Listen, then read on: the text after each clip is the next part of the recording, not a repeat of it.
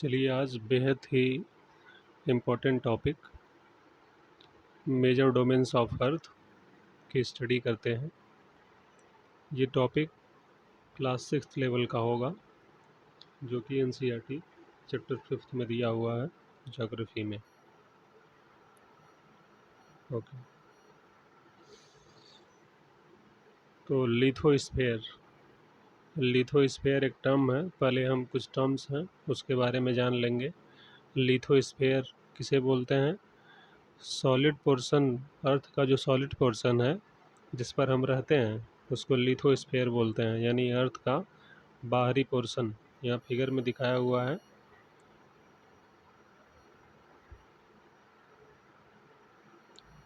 ये जो पोर्शन है इसको लिथोस्फेयर बोला जाता है। ठीक है, यानी क्रस्ट और अपर मोस्ट सॉलिड मेंटल को जो है हम लिथोस्फेयर बोलते हैं।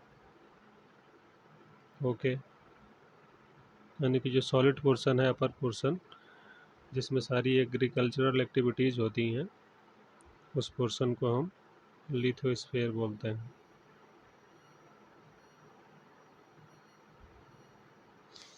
एटमॉस्फेयर क्या है? एटमॉस्फेयर एक टर्म है जिसको हम डिफाइन करते हैं गैसियस लेयर जो पृथ्वी को सराउंड कर रहा है। द गैसियस लेयर जो पृथ्वी को चारों तरफ से घेरे हुए है उसको एटमॉस्फेयर कहते हैं। और एटमॉस्फेयर में कई प्रकार के गैसेज होते हैं, जैसे कि ऑक्सीजन हो गया, नाइट्रोजन हो गया, आर्गन हो गया, CO2, ओजोन हो गया। ठीक है, कई प्रकार की गैसेज हैं। ज़्यादा प्रोपोर्शन हमें पता है कि नाइट्रोजन का है 78%, और उसके बाद है ऑक्सीजन 21%। तो एटमॉस्फेयर किसे बोलते हैं? गैसियस लेयर अर्थ के जो चारों तरफ है उसको हम एटमॉस्फेयर बोलते हैं। और इसी एटमॉस्फेयर में ओजोन लेयर है जो हमें हार्मफुल रेज से प्रोटेक्ट करती है। हाइड्रोस्फीयर क्या होता है? हाइड्रोस्फीयर जो है एक टर्म है जो बताता है वाटर बॉडीज़ को, यानी कोई भी किसी भी फॉर्म में वाटर है वो हाइड्रोस्फीयर में आएगा। ठीक है, ओशन में जो वाटर है आइस के रूप में है, वेपर्स के रूप में है। ठीक है, वो सारी चीज़ें क्या आएगा? हाइड्रोस्फीयर में आएगा। बायोस्फीयर क्या है? बायोस्फीयर एक ऐसा नैरो जोन है जहाँ पर आपका एटमॉस्फेयर मिलेगा, लिथोस्फीयर मिलेगा और हाइड्रोस्फीयर, यानी जहाँ पर ये तीनों चीज़ें मिलेंगी वहाँ पर लाइफ होगी। और जहाँ पर लाइफ होगी उसी नैरो जोन को हम बायोस्फीयर बोलते हैं, यानी कि जहाँ पर हम रह रहे हैं वहाँ पर वाटर है, एयर है और लैंड है। तो जहाँ पर ये तीनों चीज़ें मिलेंगी उसको बोलेंगे बायोस्फीयर, और बायोस्फीयर में ही लाइफ पॉसिबल है। लिथोस्फीयर के थोड़ा सा डिटेल में हम जान लेते हैं। ठीक है, अर्थ के सरफेस को हम दो भागों में बांट सकते हैं, एक वाटर बॉडीज़ के रूप में और दूसरा लैंड मासेस के रूप में।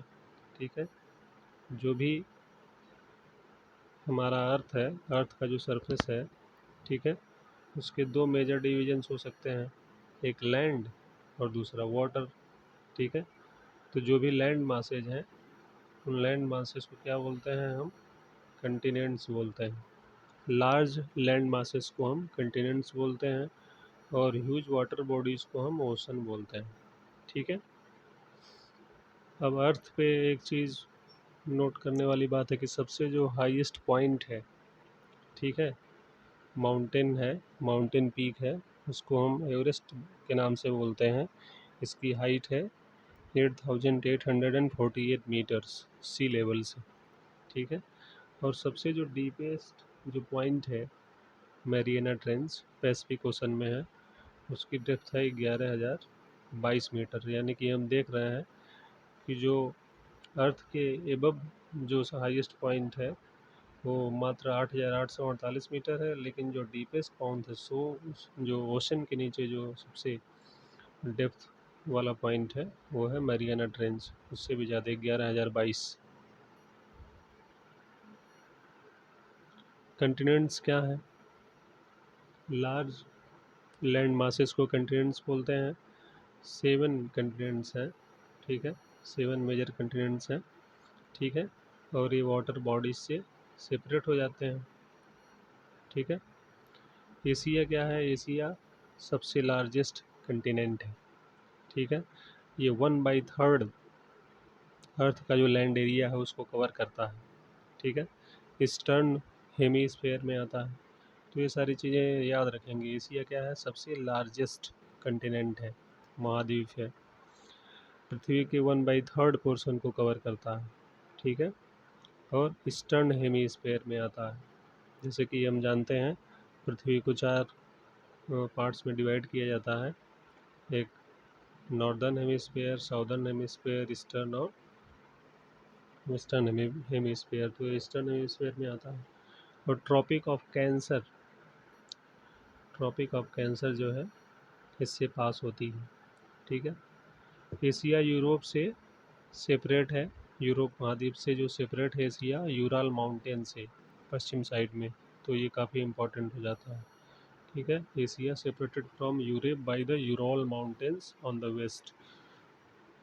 क्वेश्चन आ सकता है कि एशिया और यूरोप किसके द्वारा सेपरेटेड हैं? तो यूराल माउंटेन्स के द्वारा। यूराल माउंटेन्स क्या है? वेस्ट में है एशिया के, ठीक है। एशिया और यूरोप दोनों के लैंड मासेस को मिला देने से जो टर्म बनता है उसको यूरेशिया बोलते हैं, ठीक है। यूरेशिया मतलब यूरोप और एशिया दोनों का कंबाइंड एरिया, उसको हम यूरेशिया बोलते हैं।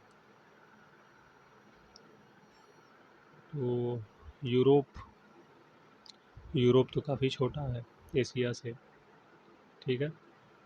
वेस्ट एशिया वेस्ट में आता है ये, ठीक है, एशिया के वेस्ट में है, ठीक है, इसलिए हम लोग कहते हैं पश्चिमी पश्चिमी, ठीक है। The Arctic circle passes through it.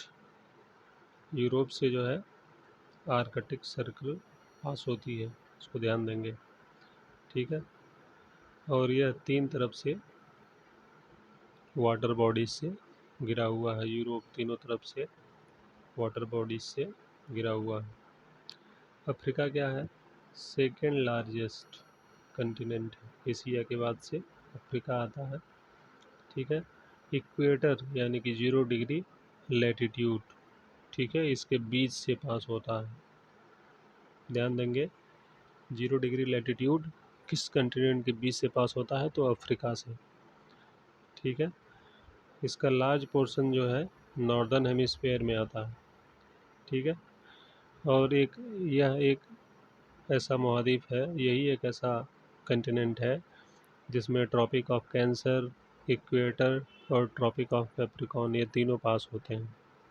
ध्यान देना है, इसको याद रखेंगे। अफ्रीका ही एक ऐसा महाद्वीप है जिसमें Tropic of Cancer, Tropic of Capricorn और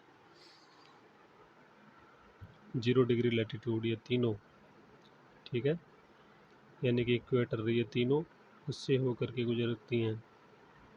एक मात्र ये महाद्वीप है अफ्रीका। सहारा डेजर्ट को पता है सबसे बड़ा डेजर्ट है, अफ्रीका में ही पाया जाता है, ठीक है।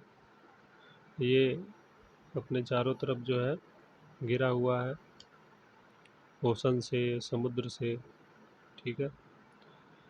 और सबसे लॉन्गेस्ट रिवर, विश्व की सबसे लॉन्गेस्ट रिवर नील जो है, नील अफ्रीका से ही पास होती है, ठीक है। तो इसमें काफ़ी वन लाइनर क्वेश्चंस बनते हैं, यही सारे क्वेश्चंस पूछे जाते हैं। अफ्रीका दूसरा सबसे बड़ा महाद्वीप हो गया, इससे तीनों रेखाएं Tropic of Cancer, equator, Tropic of Capricorn तीनों पास हो रही हैं। वर्ल्ड की सबसे लॉन्गेस्ट रिवर नील इसी से पास हो रही है। सहारा डेजर्ट अफ्रीका में ही है, ठीक है। सारी चीज़ें याद रखना। नॉर्थ अमेरिका, नॉर्थ अमेरिका में क्या है? यह तीसरा सबसे बड़ा कंटिनेंट है, तीसरा सबसे बड़ा कंटिनेंट, ठीक है। साउथ अमेरिका से जुड़ा हुआ है एक नैरो स्ट्रिप, लैंड मास की एक नैरो स्ट्रिप है जिसे एस्थमस ऑफ पनामा बोलते हैं, ठीक है। एस्थमस ऑफ पनामा क्या है? ठीक है, नॉर्थ और साउथ अमेरिका को जोड़ रही है, ठीक है। यह पतली सी पट्टी है लैंड की, isthmus of Panama. The continent lies completely in northern, north America है, ठीक है, नॉर्थ में है, ठीक है, नॉर्थ और वेस्टर्न हेमिस्फेयर में, नॉर्थ वेस्ट हेमिस्फेयर में नॉर्थ अमेरिका पड़ता है। तीन तरफ से, ठीक है, समुद्र से घिरा हुआ है। नॉर्थ अमेरिका तीन तरफ से समुद्र से घिरा है। साउथ अमेरिका साउथ हेमिस्फेयर में है। Andes world's largest longest mountain range, Andes पर्वतमाला जो है, ठीक है, नॉर्थ से साउथ, ठीक है, रन करती है साउथ अमेरिका में। Andes world's longest mountain range runs through its length from north to south. तो एंडीज पर्वतमाला साउथ अमेरिका, ठीक है। और सबसे largest river Amazon South America से पास होती है, ध्यान देंगे, ठीक है। अमेजॉन जो है साउथ अमेरिका से पास करती है, साउथ अमेरिका में फ्लो करती है। Largest river Amazon, longest river Nile Africa से। Australia smallest continent lies entirely in southern hemisphere, सबसे नीचे राइट साइड में, surrounded on all sides by ocean and sea, island continent. Australia क्या है? Island continent, चारों तरफ से समुद्र से पानी से घिरा हुआ है, ठीक है। Antarctica completely in southern hemisphere, ठीक है, बड़ा सा कंटिनेंट है, साउथ पोल पे लाई करता है, ठीक है, almost at the centre. South Pole जो है इस कंटिनेंट के सेंटर में है, ठीक है। ये साउथ पोलर रीजन में आता है, और जब साउथ पोलर रीजन में रहेगा तो जाहिर सी बात है ये आइस से जो है कवर्ड रहेगा। कोई परमानेंट ह्यूमन सेटलमेंट नहीं है, क्योंकि पोलर रीजन में है। पोलर रीजन में नॉर्थ और साउथ दोनों पोल पे हमें पता है कि आइस कवर रहती है लगभग 6 महीने के आसपास। कई सारी कंट्रीज़ जो हैं अंटार्कटिका में अपना रिसर्च स्टेशन बनाई हुई है। भारत ने भी अपना बनाया हुआ है, जिसका नाम है मैत्री एंड भारती, ठीक है। तो ये है 7 कंटिनेंट्स, ठीक है। तो अपने अर्थ को, ये लैंड मासेस को, मेजर लैंड मासेस को 7 कंटिनेंट्स में डिवाइड किया गया, जिसे हमने पढ़ा सबसे बड़ा एशिया, फिर अफ्रीका, नॉर्थ अमेरिका, ठीक है। और उसमें कौन कौन सी रिवर फ्लो कर रही हैं।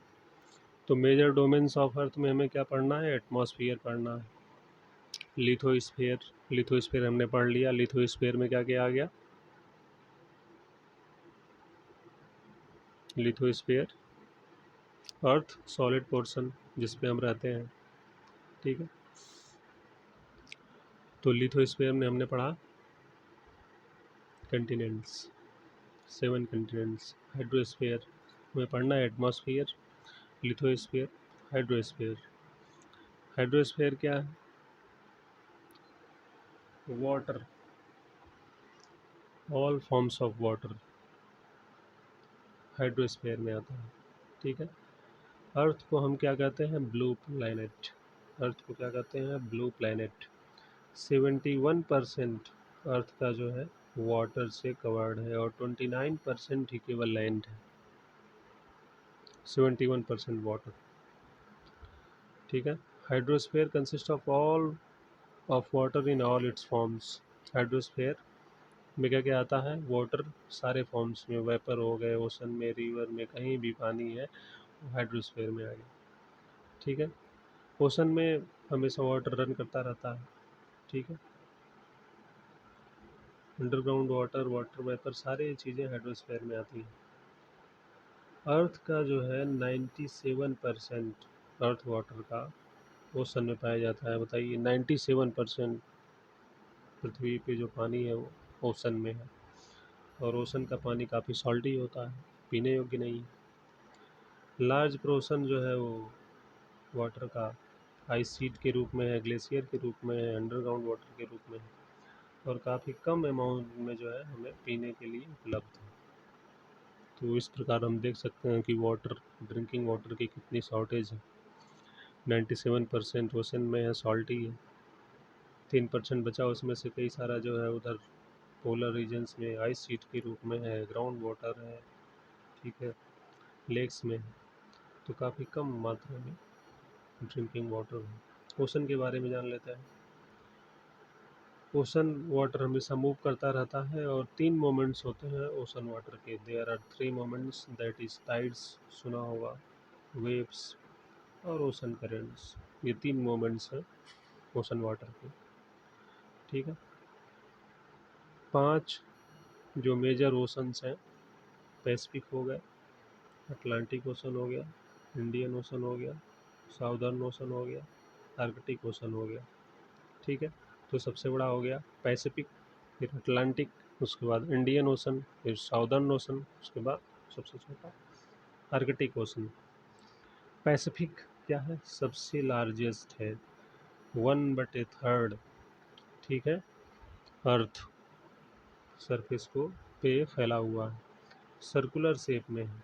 पैसिफिक क्या है? सर्कुलर शेप में है, ठीक है। Asia, Australia, south America, north और साउथ अमेरिका इसको, ठीक है, सराउंड करते हैं, इसके चारों तरफ है, ठीक है। तो पैसिफिक क्या है? सबसे लार्जेस्ट है, सर्कुलर शेप में है, एशिया, ऑस्ट्रेलिया, नॉर्थ और साउथ अमेरिका से घिरा हुआ है। दूसरा क्या है? Atlantic, second largest ocean, S shape में है, ठीक है। Flanked by North and South America, ठीक है, ऑन वेस्टर्न साइड, यूरोप में, और अफ्रीका से ईस्टर्न साइड। इसका कोस्ट लाइन जो है वो हाईली इंडेंटेड है, ठीक है, इर्रेगुलर शेप, ठीक है। और इसी वजह से, ठीक है, ये आइडियल लोकेशन हो जाता है नेचुरल हार्बर और पोर्ट्स के लिए, ठीक है। नेचुरल हार्बर जो है यहाँ पर काफ़ी ज़्यादा मात्रा में होता है, ठीक है। और सबसे बिजिएस्ट ओशन हो जाता है ये कॉमर्स पॉइंट ऑफ व्यू से। जाहिर सी बात है, जहाँ पर पोर्ट्स होंगे ज़्यादा, वहाँ पर जो है ज़्यादा कॉमर्शियल एक्टिविटीज़ होंगी। तो सबसे बिजिएस्ट ओशन हो गया अटलांटिक ओशन, एस शेप में है, सेकेंड लार्जेस्ट है, ठीक है। नॉर्थ और साउथ अमेरिका, यूरोप और अफ्रीका से जो है घिरा है, ठीक है। इंडियन ओशन एक मात्र ओशन है जो किसी कंट्री के नाम से रखा गया है, यानी कि भारत के नाम से रखा गया है इंडियन ओशन। शेप इसका क्या है? ट्राइएंगुलर, ट्राइएंगुलर शेप है, ठीक है। नॉर्थ साइड में एशिया से गिरा है, वेस्ट में अफ्रीका से, ठीक है, और ईस्ट में ऑस्ट्रेलिया से। साउदर्न ओशन, साउदर्न ओशन जो है ये अंटार्कटिक, अंटार्कटिका को जो है, जो अपना अंटार्कटिका कंटिनेंट है उसको घेरे हुए है, और 60 डिग्री नॉर्थवर्ड एक्सटेंड होता है, ठीक है, साउथ लेटीट्यूड पे।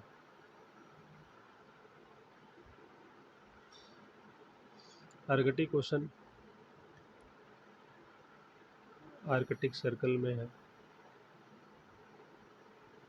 नॉर्थ पोल को सराउंड करता है, पैसिफिक ओशन से कनेक्टेड है, ठीक है। किससे कनेक्टेड है? By a narrow stretch of shallow water, जिसको बेरिंग स्ट्रेच बोलते हैं। आर्कटिक ओशन जो है पैसिफिक ओशन से कनेक्टेड है बाय ए नैरो स्ट्रेच, जिसको बोलते हैं बेरिंग स्ट्रेट।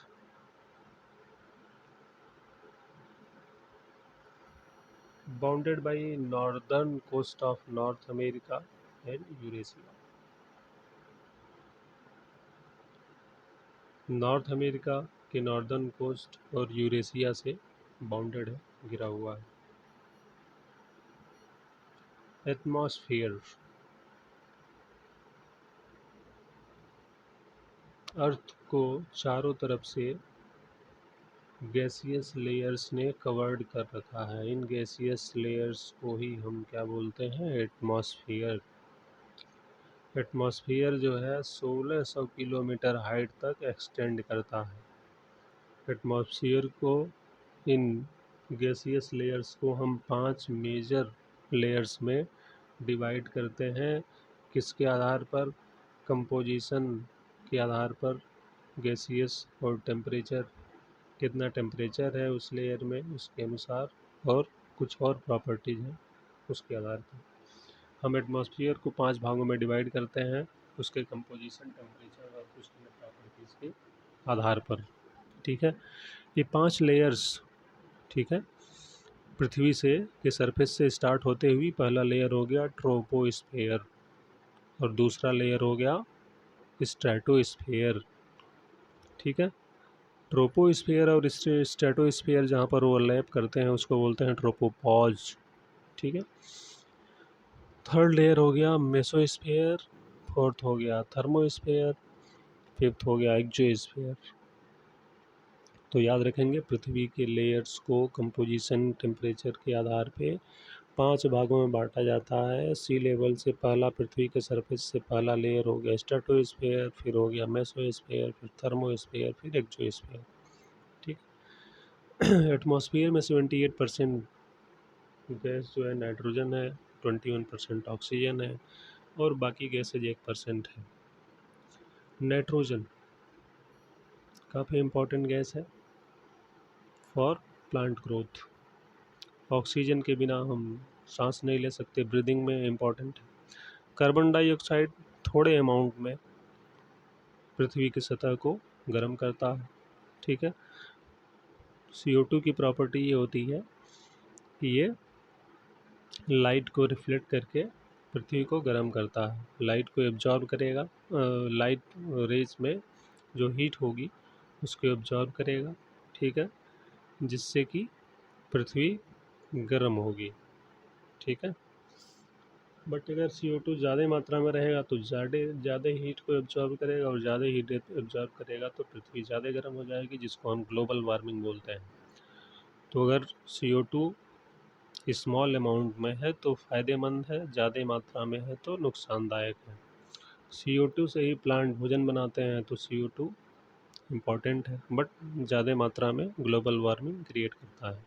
ठीक है, एटमॉस्फेयर की डेंसिटी जो है हाइट के अनुसार बदलती है। जैसे जैसे हाइट बढ़ेगी वैसे वैसे एटमॉस्फेयर की डेंसिटी कम होती जाएगी। इसीलिए जो पर्वतारोही होते हैं वो ऑक्सीजन सिलेंडर लेकर के जाते हैं। ठीक है, सबसे ज़्यादा डेंसिटी होगी एटमॉस्फेयर में एयर की सी लेवल पे, जैसे जैसे बढ़ते जाएंगे डेंसिटी कम होती जाएगी। बायोस्फीयर क्या है? बायोस्फीयर एक ऐसा रीजन है जहाँ पर लिथोस्फीयर, हाइड्रोस्फीयर और एटमॉस्फेयर तीनों मिलते हैं, और तीनों के मिलने से ही लाइफ पॉसिबल है। हमें पानी चाहिए रहने के लिए, लैंड मास चाहिए उस पर प्लांट ग्रो करेगा, और ऑक्सीजन चाहिए सांस लेने के लिए। तो जब जहाँ तीनों मिलेगा, ये लिथोस्फीयर, बायोस्फीयर, एटमॉस्फेयर, वहाँ पर लाइफ पॉसिबल होगी, और इसी रीजन को हम बायोस्फीयर बोलते हैं। ठीक है, ओके, थैंक्स। तो आज का टॉपिक काफ़ी महत्वपूर्ण था। इसमें जो भी क्वेश्चंस हैं वन लाइनर्स, इसको आप याद रखें। थैंक्स।